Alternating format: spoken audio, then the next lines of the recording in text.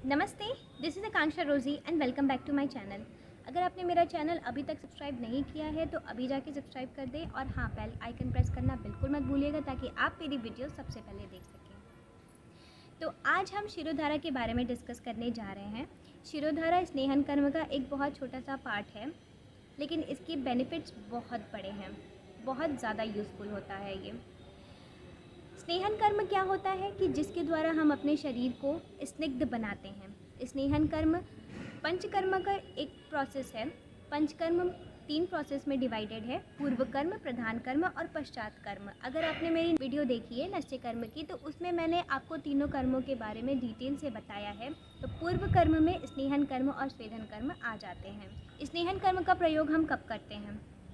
एक तो पूर्व कर्म के रूप में, यानी कि वमन आदि संशोधन कर्मों को कराने से पहले, और दूसरा यदि कोई वात व्याधि है या फिर धातुओं की पुष्टि करानी है और जो भी स्नेह साध्य रोग हैं उसमें हम स्नेहन कर्म का प्रयोग प्रधान रूप में कर सकते हैं। तो हम स्नेहन कर्म को पूर्व कर्म के रूप में भी प्रयोग कर सकते हैं और प्रधान कर्म के रूप में भी प्रयोग कर सकते हैं यदि व्याधि साध्य है, तो स्नेहन साध्य है तो चलिए शिरोधारा के बारे में जानते हैं, कैसे करते हैं इसको, इसके क्या बेनिफिट्स हैं। शिरोधारा कर्म के बारे में जानने से पहले हम धारा कर्म के बारे में जान लेते हैं। शरीर के ऊपर औषध द्रव्यों से सिद्ध या फिर सिद्ध ना भी किए हुए क्वाथ, स्वरस, क्षीर जैसे कि दुग्ध आदि और स्नेह जैसे कि तैल आदि को धारा के रूप में जब हम गिराते हैं तो इसे हम धारा कर्म कहते हैं। जब हम शिरोधारा की बात करते हैं तो शिरोधारा में हम स्नेह आदि का प्रयोग करते हैं। इनको जब हम धारा के रूप में कपाल प्रदेश पे गिराते हैं, कपाल यानी कि फ्रंटल बोन पे जब हम धारा कर्म करते हैं तो इसे शिरोधारा कहते हैं। तो इसी तरीके से शरीर के जिस भी अंग पर धारा कर्म किया जा रहा है उसे उसी नाम से हम बताएंगे। जैसे कि अगर सिर पे धारा कर्म कर रहे हैं तो उसे शिरोधारा करेंगे, कटी प्रदेश पे धारा कर्म कर रहे हैं यानी कि वेस्ट रीजन पे, तो हम उसे कटी धारा कहेंगे। ऐसे ही हम बताते जाएंगे। शिरोधारा कर्म अब किसे कहेंगे? तो जो शिरोधारा कर्म होता है उसमें औषध से सिद्ध या फिर ना भी सिद्ध किए हुए तैल आदि को कपाल प्रदेश यानी कि फ्रंटल बोन पे जब हम धारा के रूप में गिराते हैं तो उसे हम शिरोधारा कर्म कहते हैं। शिरोधारा के योग्य और अयोग्य कौन व्यक्ति होते हैं, यानी कि किन्हें शिरोधारा कराना चाहिए और किन्हें शिरोधारा नहीं कराना चाहिए, ये भी जानना बहुत ज़्यादा आवश्यक हो जाता है। तो सबसे पहले जान लेते हैं कि शिरोधारा के योग्य कौन लोग होते हैं। तो जो लोग उन्माद और अपस्मार से ग्रसित होते हैं उनके लिए शिरोधारा कर्म बहुत ज़्यादा बेनिफिशियल होता है। अगर आप शिरशूल यानी कि हेडेक की प्रॉब्लम से बहुत ज़्यादा परेशान हैं, सर में सुई चुभोनी जैसी आपको पीड़ा होती है, तो उस केस में बहुत ज़्यादा बेनिफिशियल हो जाता है। खालित्य पालित्य रोग यानी कि आपके बाल ग्रे हो रहे हैं या फिर बाल गिर रहे हैं, तो उसके लिए भी शिरोधारा कर्म बहुत ज़्यादा यूज़फुल हो। आप डैंड्रफ से बहुत ज़्यादा परेशान हो तो शिरोधारा कर्म इज़ बेस्ट फॉर यू। इसके साथ ही अगर आपकी दृष्टि मांद है यानी कि आपको देखने में प्रॉब्लम होती है, तो इन सारी जितनी भी मैंने व्याधियाँ बताई इन सब में आपके लिए शिरोधारा कर्म बहुत ज़्यादा बेनिफिशियल है। तो अगर आप स्ट्रेस्ड हो, टेंस्ड हो, तो आपके लिए शिरोधारा कर्म बहुत ज़्यादा बेनिफिशियल होगा। तो you must go and give it a try. फिर आ जाते हैं वो लोग जिनके लिए शिरोधारा कर्म बेनिफिशियल नहीं है, यानी कि जो अयोग्य व्यक्ति हैं शिरोधारा के। वो लोग कौन है, चलिए जानते हैं। वो व्यक्ति शिरोधारा के अयोग्य बताए गए हैं वो हैं छद्दी रोग से पीड़ित, यानी कि जिन्हें वॉमिटिंग, नोजिया आदि की कंडीशन बनी रहती है। साथ ही जिन्हें प्रतिश्याय यानी कि साइनोसाइटिस है उन्हें भी नहीं कराना चाहिए। शिरशोथ है यानी कि किसी प्रकार का एडिमा है आपके सर में, तो एडिमा की कंडीशन में आपको बिल्कुल भी शिरोधारा नहीं कराना है। साथ ही अगर आपको सिर में किसी प्रकार की चोट लगी हुई है तो भी आप बिल्कुल अवॉइड करें। आपको चक्कर आते रहते हैं, वर्टिगोस की प्रॉब्लम है, तो आप शिरोधारा बिल्कुल ना कराएं। साथ ही अगर आपको कर्णमूल शोथ है, पैरोटिड ग्लैंड में किसी तरीके का इन्फ्लेमेशन है, तो आपको शिरोधारा नहीं कराना है। तो ये जो मैंने डिजीज़ेस बताई हैं और ये जो व्यक्तियों के बारे में बताए, ये लोग शिरोधारा के अयोग्य माने जाते हैं। जैसे शिरोधारा की प्रक्रिया जानने से पहले शिरोधारा टेबल और धारा पात्र के बारे में कुछ जान लेते हैं। शिरोधारा टेबल 7 फीट लंबी 2.5 फीट ऊंची और 2.5 फीट चौड़ी होती है। आगे की तरफ 6 इंच का गड्ढा होता है जहाँ पे धारा पात्र ऊपर की ओर से लटकाया जाता है। ये गड्ढा इसलिए बनाया जाता है ताकि रोगी का सिर आसानी से वहाँ पे रखा जा सके और उसे किसी भी तरीके की कोई प्रॉब्लम ना हो। यह टेबल ज़्यादातर लकड़ी की ही बनाई जाती है। तेल निकलने के लिए नीचे से एक पाइप लगा दी जाती है और नीचे भी एक पात्र रख दिया जाता है ताकि उस तेल को हम दोबारा गर्म करके प्रयोग में ला सकें। फिर बात करते हैं धारा पात्र की। जैसा कि हम पिक्चर में देख सकते हैं, यह धारा पात्र रोगी के सिर से 4 अंगुल ऊपर लटका होना चाहिए, जिससे कि जो तेल की धारा है वो अच्छे से रोगी के कपाल पर पड़ सके।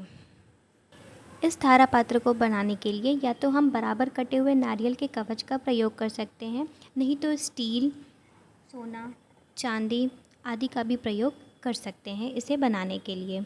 यह धारा पात्र 6 इंच गहरा होता है और इसकी गहराई में भीतर तल पर जाकर कनिष्ठिका उंगली यानी कि जो हमारी सबसे छोटी उंगली होती है उस उंगली के बराबर छेद होना चाहिए। फिर इस धारा पात्र के अंदर एक और पात्र रखना चाहिए जिसका जो छेद है वो बिल्कुल धारा पात्र के छेद के बराबर में आ सके। इस छिद्र से तेल डायरेक्टली रोगी के कपाल पर ना पड़े, इस वजह से एक गॉज पीस डालकर रखते हैं जिससे धीरे धीरे तेल की मात्रा रोगी के कपाल पर पड़े एक धारा के रूप में। और साथ ही जहाँ पे गॉज पीस और छिद्र का संधि है वहाँ पर एक लकड़ी लगा दें ताकि ये गॉज पीस गिरे ना। इस धारा पात्र की गहराई इतनी होती है जिसमें कि 2 प्रस्थ यानी कि अराउंड 800 ml तेल डाला जा सके। तो चलिए देखते हैं कि प्रक्रिया कैसे की जाती है शिरोधारा की। शिरोधारा प्रोसेस कराने के लिए रोगी की अच्छे तरीके से जांच करके उसके बाद उसको शिरोधारा टेबल पर लिटा दें। उसके बाद तेल को गर्म करने के लिए रख दें। तत्पश्चात तेल को दूसरे बर्तन में डालकर उसके बाद शिरोधारा पात्र में डाल दें और धीरे धीरे पात्र को आगे से पीछे की तरफ करते रहें। ध्यान रहे कि एक ही बार में सारा तेल नहीं डाल देना है, धीरे धीरे करके हम तेल को पात्र में डालेंगे और पात्र को आगे से पीछे की तरफ बढ़ाते रहेंगे ताकि तेल पूरे कपाल पर पड़ सके। जो तेल गिरता जा रहा है उसे हम अपने हाथ से नीचे की ओर गिराते जाएंगे ताकि जो नीचे रखा पात्र है उसमें तेल एकत्रित होता जाए और उसी तेल को हम दोबारा गर्म करके यूज़ कर सकें, प्रयोग में ला सकें। यह ध्यान रहे कि रोगी को टेबल पर लिटाने से पहले रोगी की दोनों आँखों को कॉटन से ढक दें और एक गॉज पीस से ऊपर की तरफ रेखा की तरह बांध दें ताकि जो तेल है वो आँखों में ना आने पाए। यह प्रक्रिया करते समय कमरे में बिल्कुल शांति होनी चाहिए ताकि रोगी कंसंट्रेट कर सके और साथ ही उसके साथ जो सहचारक हैं वो भी अपने काम पर अच्छे से ध्यान दे सकें। शांति का कारण ये है कि अगर माइंड रिलैक्स नहीं रहेगा, पेशेंट का कुछ लगातार सोचता रहेगा, तो फिर यह कर्म उसके लिए बेनिफिशियल नहीं होगा। इसलिए बिल्कुल शांति रहनी चाहिए जहाँ शिरोधारा का कर्म हो रहा हो। जैसा कि आप देख सकते हैं, जैसा कि आपने देखा तेल नीचे पात्र में गिरता जा रहा है और फिर उसी तेल को फिर से गर्म करके उसको प्रयोग में ले आया जा रहा है। जैसा कि आप देख सकते हैं पात्र को एक बार लेफ़्ट साइड लेके जाया जा रहा है और एक बार राइट साइड। पूरे कपाल पर तेल की धारा गिराई जा रही है। यह तेल ना अति उष्ण होना चाहिए और ना ही अति शीत होना चाहिए। इतना होना चाहिए कि ताकि रोगी उस तेल की गर्माहट को, उसके टेम्परेचर को बर्दाश्त कर सके। यह प्रक्रिया कुल 45 से 60 मिनट तक की होती है। शिरोधारा के लिए जब हम तेल का प्रयोग करते हैं तो उसे तेलधारा कहते हैं। अलग अलग दोषों के प्रकोपित अवस्था के हिसाब से अलग अलग तेलों का प्रयोग किया जाता है, जैसे कि वातज विकारों में तिल तेल का प्रयोग, पित्तज और रक्तज विकारों में घृत का प्रयोग। पित्त और रक्त के साथ वात अनुबंध में है यानी कि वात भी प्रकोपित है तो तेल घृत का प्रयोग, और कफज विकारों में तिल तेल का प्रयोग। कफ के साथ अगर वात भी प्रकोपित है तो उसमें फिर हम 1 भाग तेल और आधा भाग घृत मिलाकर प्रयोग करेंगे। इस प्रक्रिया को करने के पश्चात धीरे से कॉटन पीस को रोगी की आंख पर से निकाल देंगे।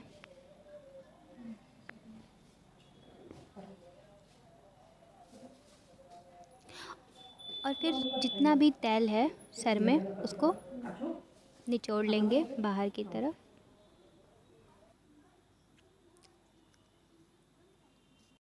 तत्पश्चात गीले तौलिए से बाल को अच्छे प्रकार से पोंछ के बाल को बांध लें और निवात स्थान में बैठ जाएं। निवात अर्थात जहाँ पे हवा ना लग रही हो, धूप ना लग रही हो, ऐसी जगह पे बैठ जाएं। ट्रैवल ना करें इसके बाद। तो this was all about shirodhara process. Shirodhara process को करने से पहले हमें किसी भी प्रकार का पूर्व कर्म नहीं करना पड़ता है। हाँ, लेकिन शिरोधारा प्रोसेस कराने के बाद हमें कुछ परिहार कर्म हैं जो हमें करने चाहिए। जैसे कि वातज स्थान पे हमें नहीं जाना चाहिए, हवा नहीं लगनी चाहिए, धूप नहीं लगनी चाहिए, ज़्यादा बोलना नहीं चाहिए जिससे कि आपका वात प्रकोपित हो जाए। साथ ही हमें भोजन बहुत ही हल्का करना है और बहुत संयमित जीवन बिताना है जितने दिन भी हम शिरोधारा कर्म करा रहे हैं। अब दिन से मतलब ये हो जाता है कि शिरोधारा कर्म कराने की अवधि हम क्या डिसाइड कर सकते हैं। तो स्नेहन कर्म का जो अवधि होती है वो 7 दिन की ही होती है। तो आप अपने व्याधि के हिसाब से या फिर जैसा भी आपको चिकित्सक बताएं उसके हिसाब से आप 3 दिन, 5 दिन और 7 दिन का शिरोधारा कर्म करा सकते हैं। इस वीडियो में मैंने आपको तैल आदि से शिरोधारा कर्म करने के बारे में बताया है। नेक्स्ट वीडियो में मैं आपको तक्र आदि से शिरोधारा कर्म कैसे करेंगे और इसके क्या बेनिफिट्स हैं ज़रूर बताऊंगी। Till then, stay connected. Thank you for watching, and if you haven't subscribed my channel yet, go and subscribe it now. Thank you so much.